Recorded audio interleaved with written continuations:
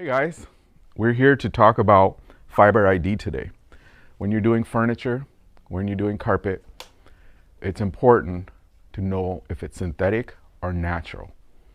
Okay, whether it's nylon or olefin and all that, that's secondary, but the most important thing is to know if something is natural or synthetic. And the reason you want to know that, if it's synthetic, you can pretty much use anything on it because synthetic means plastic, right? So not many things are going to get damaged. But when it comes to natural fibers, then there's some things that we have to worry about. For example, the pH has to be low of the cleaner. You can't use too much heat, maybe 160 degrees. You got to make sure you don't over wet it.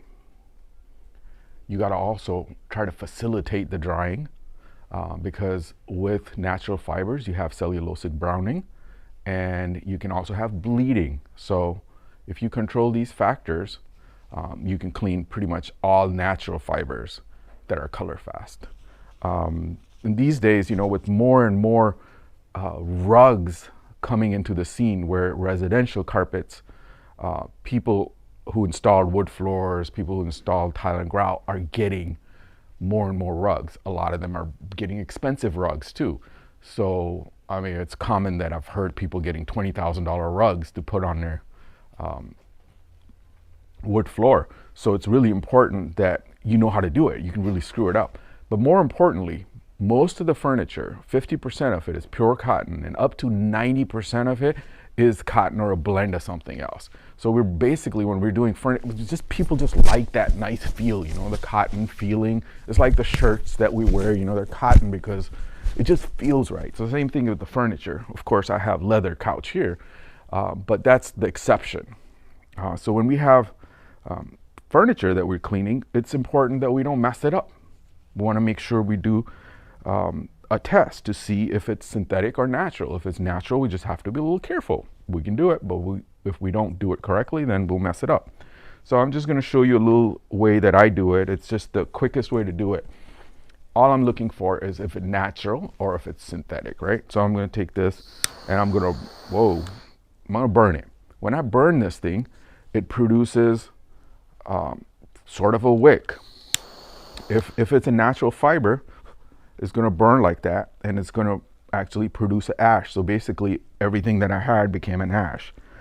If I have a synthetic fiber, it's actually going to act a lot different.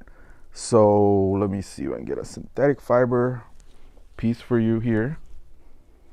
So we could even do a carpet right here. So if I take this is synthetic and I'm going to burn it. So I'm burning it and it's basically melting away, as you can probably see. And then it forms like a hard bead. So like if I go on this and I feel, well, you can see how it's melted away, right?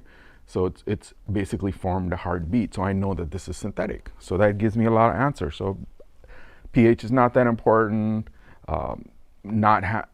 Heat. You can have hotter water.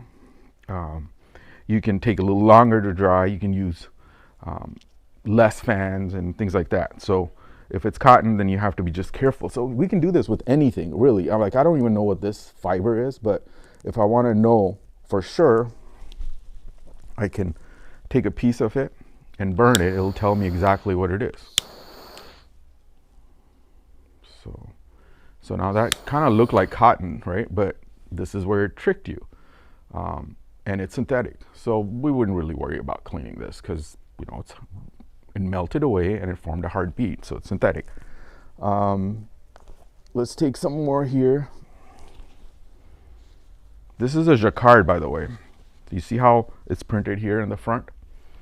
It's the exact opposite in the back. Jacquards are known to be bleeders. That means that if you over wet it and all that, it's going to bleed. Like the colors are going to bleed to the area next to it where the color's not supposed to be. So chances are this is natural, but we want to know, and we know that this is going to bleed. So we have to control our moisture, maybe possibly not even clean it if it's going to bleed that bad. So I'm going to right now see if it is natural or not. It's burning kind of like a candle wick. smells like burning paper, which tells me it's also cotton. And then it produces a little ash. The ash tells me it's natural again. So it's a tough one to clean, but you can clean it. You just have to make sure that you do your testing. Pretty much all these fibers, there's different types. These are actually the most popular fibers out there right now. And all of them do the same thing. And now, where do you get this sample piece? People always say, well, where am I going to get it from? Well, in the furniture, it's all buried in underneath. Like, you can get them from here. You can get it, if you get the cushion and you have a zipper on it, you can unzip it. And then in it, there's tons of fiber buried. And you don't have to take the actual fiber out. You can just cut a piece of the fiber and then see it, because it's a possibility it's a blend. If it's a blend and it acts like it's got a little bit of natural in it, you still have to treat it like natural.